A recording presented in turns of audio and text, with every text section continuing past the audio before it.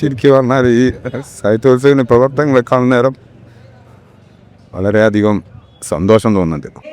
32 വർഷങ്ങൾക്കിപ്പുറം സാഹിത്യോത്സവം രൂപപ്പെടുത്തിയ ഒരു പ്രതിഭയാണ് നമ്മോടൊപ്പം ഇന്ന് ചേരുന്നത്. ആരംഭത്തുകാരനായ ഇസ്മായിൽക്കാണ് നമ്മോടൊപ്പം ഇന്ന്.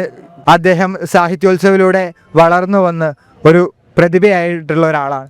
അദ്ദേഹത്തോട് തന്നെ ചോദിക്കാം അദ്ദേഹത്തിൻ്റെ സാഹിത്യോത്സവ അനുഭവങ്ങളും അദ്ദേഹത്തിൻ്റെ ജീവിതത്തിലേക്കുള്ള ചുവടുകൾക്ക് അത് കാരണമായി എന്നുള്ളത്. ഞാൻ 32 കൊല്ലം മുന്നേ കണ്ണൂരിൽ തളിപ്പറമ്പിൽ വെച്ച് നടന്ന സാഹിത്യോത്സവിൽ പോസ്റ്റർ റൈറ്റിങ്ങിൽ മത്സരാർത്ഥിയായിട്ടാണ് രംഗത്ത് വരുന്നത്. അങ്ങനെ ആ മേഖല തന്നെ പിന്നെ വീണ്ടും തിരഞ്ഞെടുത്ത് അതൊരു തൊഴിലായിട്ട് മാറി. ഇന്ന് ഞാൻ എൻ്റെ ജോലി തന്നെ ആ കലാപരമായിട്ടുള്ള ആ രംഗത്തേക്ക് മാറ്റാനുള്ള കാരണം SF-ലൂടെയുള്ള ഈ സാഹിത്യോത്സവത്തിലൂടെയുള്ള ഈ തുടക്കമാണ്.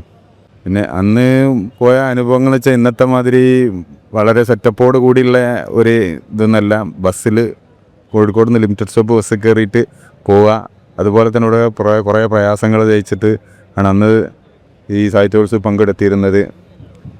പിന്നെ അവിടെ നിന്ന് ഇങ്ങോട്ട് ഇതൊക്കെ പുരോഗമിച്ച് ഇന്നത്തെ ഈ രീതിയിൽ എത്തിയത് കാണുമ്പോൾ ശരിക്കും പറഞ്ഞാൽ ഈ സാഹിത്യോത്സവത്തിന് പ്രവർത്തനങ്ങളെ കാണുന്ന നേരം വളരെയധികം സന്തോഷം തോന്നുന്നുണ്ടല്ലോ. ഓക്കെ, ഇസ്മായിൽ ക കേരളത്തിൻ്റെ ആദ്യത്തെ സാഹിത്യോത്സവം കണ്ണൂർ വെച്ച് നടന്നപ്പോൾ പോസ്റ്റർ റൈറ്റിങ്ങിന് പങ്കെടുക്കുകയും അതിനുശേഷം ആ മേഖലയിൽ തന്നെ ജോലി തുടരുകയും ഇപ്പോഴും അതുമായി ബന്ധപ്പെട്ട ജോലിയാണ് അദ്ദേഹം ചെയ്തുകൊണ്ടിരിക്കുന്നത്.